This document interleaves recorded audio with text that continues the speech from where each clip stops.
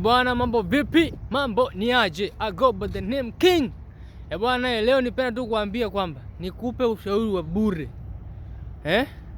Very powerful, kwamba kuwa makini na rejection ambazo unapitia. Yaani kama kuna sehemu kuna kitu ulikuwa unataka kufanya kikagoma. Kuna sehemu ambayo ulikuwa unataka ukagomewa, ukakataliwa. Kuna kitu umefanya kimefeli.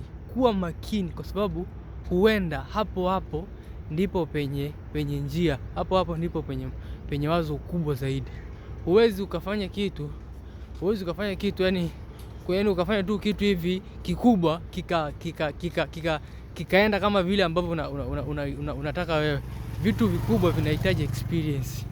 Ni lazima ufeli, lazima ukataliwe kidogo, lazima uanguke ili kusudi upate idea mpya kubwa ya kuendana na hicho kitu ambacho ulikuwa unakitaka.